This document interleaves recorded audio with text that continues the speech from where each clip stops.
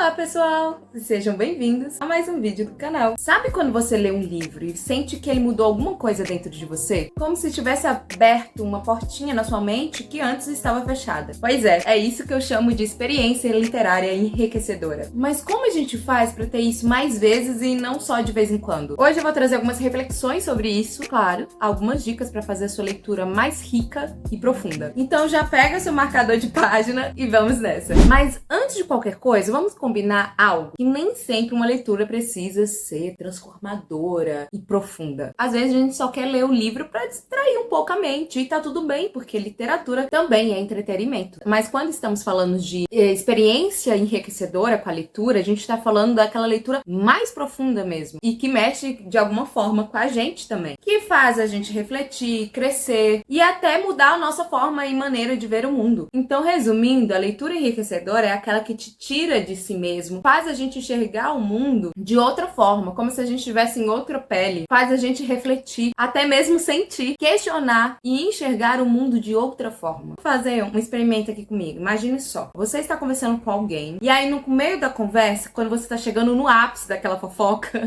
a pessoa olha pra você e fala assim: só um minutinho, peraí, rapidão. Aí a pessoa pega o celular e começa. E o tempo passando, enquanto ela está lá. No final, quando ela fala, pode retomar o que você falou, você diz: nossa, mas eu nem lembro mais o que eu estava falando. Isso é só um exemplo para ilustrar quando a gente pega no celular e acaba saindo, fugindo do que a gente estava ali no presente. Então, nesse momento da leitura, o importante mesmo é que você esteja ali, presente. Sem ficar olhando no celular a cada 5 minutos, entende? Porque na hora que você retomar, muito provavelmente você vai perder o fio condutor do que aquilo que você estava experimentando na hora. E as chances da leitura te impactar é quase zero. Por isso, experimente ler sem distrações, como alguém que realmente está querendo ter uma conversa profunda com um amigo. Eu digo que o segredo da leitura não está em ler mais, mas ler bem e com profundidade. E há uma questão também da interpretação. Muitos dizem que não consegue ler com profundidade porque não compreende o que o autor ou a autora quis dizer naquele momento. O Antônio Cândido, um dos críticos literários que eu adoro, ele diz que existem duas formas pra gente ter essa interpretação. Uma delas é essa ideia mais subjetiva, a sua ideia pessoal. Você já chegou a ler o mesmo livro com seus amigos e na hora que você vai debater, cada um tem um ponto de vista diferente e cada um enxergou a obra de uma maneira diferente? Esse é o seu lado subjetivo que você leva pra obra, porque cada um tem uma bagagem diferente e isso conta sim na hora da interpretação. Então, na hora de interpretar, você pode levar aquela experiência que já aconteceu com você e comparar com o que o personagem está passando, ou você já viu alguém passando por isso, ou você até mesmo se coloca no lugar do personagem.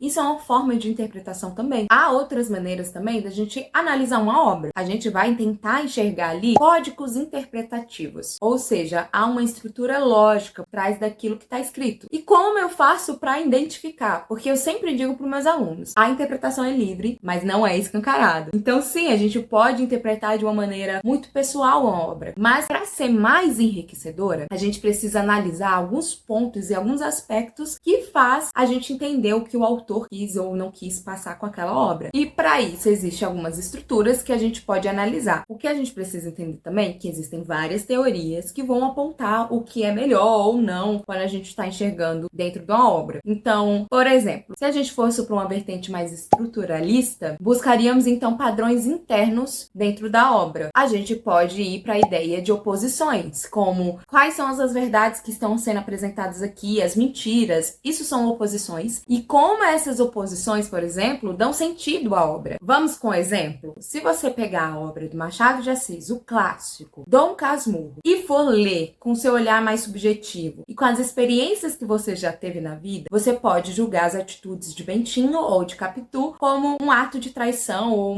um ato de paranoia. Como a gente vai saber isso? Buscando as verdades que estão contidas no texto. Quais são os elementos que a gente pode apontar que mostra a incoerência no discurso de Bentinho? Ou como a gente pode buscar algumas verdades em relação se realmente traiu ou não traiu? Então vai mais para além do que eu acho que traiu. A gente vai buscar elementos que estão contidos no texto. Parece um pouco complexo, mas eu juro que a leitura fica mais divertida quando você fica investigando, dá um de detetive e fica buscando realmente ali na linguagem linguagem elementos que comprovam a sua teoria. Se você quiser se aprofundar um pouco melhor e adentro mesmo como faz esse tipo de interpretação, eu vou deixar aqui abaixo para você ir direto assistir as aulas de como fazer análise literária. Outro ponto também que pode ajudar muito na hora da sua interpretação e deixar a experiência mais enriquecedora é você deixar rastros pelos caminhos. Anote suas reflexões, sublinhe frases. Eu tenho certeza que seu eu do futuro agradece muito,